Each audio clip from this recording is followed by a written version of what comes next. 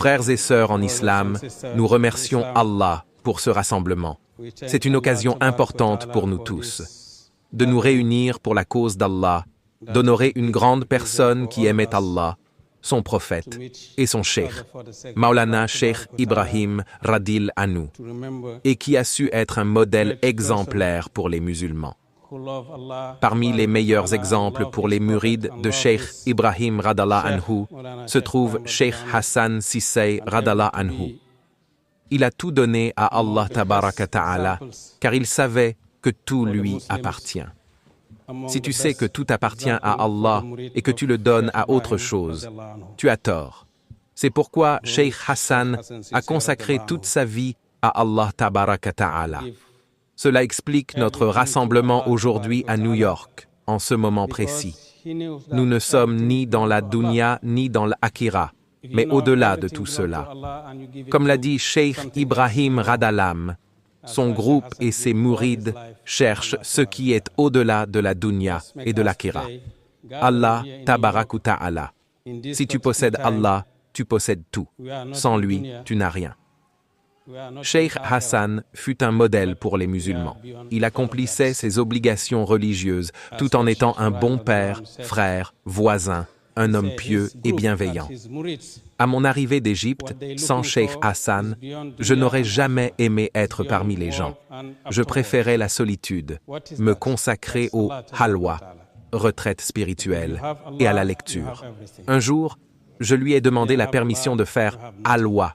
Il a accepté, bien qu'il désapprouvait cela. Plus tard, il m'a dit « Les gens ont besoin de ton savoir, de ton guidage. Si tu t'enfermes, qui les aidera? À moins de voyager, le khalwa pourrait être envisageable.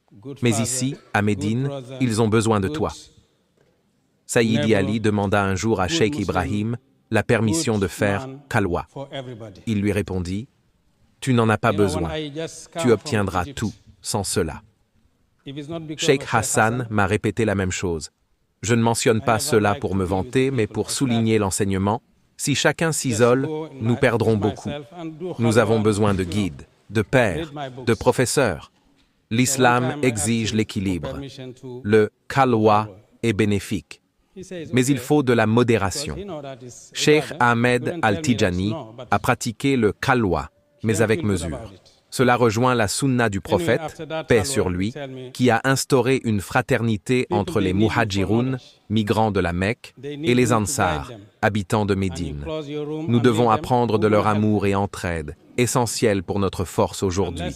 Le prophète, paix sur lui, a lié Salman al-Farisi et Abu Darda en fraternité. Lorsque Salman rendit visite à Abu Darda, il trouva son épouse négligée. Il demanda « Pourquoi cet état ?» Elle répondit « Ton frère ne se soucie pas de la dunya. » À son retour, Abu Darda servit un repas à Salman, qui insista pour qu'il rompe son jeûne. Plus tard, Abu Darda voulut prier toute la nuit, mais Salman l'en dissuada, lui conseillant de dormir jusqu'à l'aube. Au matin, le prophète, paix sur lui, approuva Salman. « Ton Seigneur a des droits sur toi, ta famille aussi, et ton corps a des droits. Sois doux avec toi-même. » Cheikh Hassan a montré que les actes quotidiens deviennent ibadah, adoration, avec une intention pure. Sans intention, même l'ibadah devient vain. Si vous venez ici pour honorer un wali pro, saint d'Allah, rappeler le Coran et la Sunna, votre rassemblement est une ibadah. Évoquer les awliya Allah, amis d'Allah, s'évoquer Allah. Cheikh Hassan incarnait le Coran. Il disait parfois ressentir avoir récité tout le Coran en un instant grâce à la baraka de son grand-père, Cheikh Ibrahim. Un jour, Cheikh Ibrahim cherchait son livre Fathul Bari, exégèse du Sahih al-Bukhari. Ne le trouvant pas, il promit à son disciple une prière spécifique s'il le retrouvait. Après avoir récité Surah Yasin, le livre apparut. Le titre Fathul Bari, l'ouverture du Créateur, symbolise la guidance divine. La plus grande karama, miracle des awliya, est de rester sur le droit chemin, suivant la sunna. Cheikh Hassan aimait profondément Cheikh Ibrahim, et cet amour l'éleva.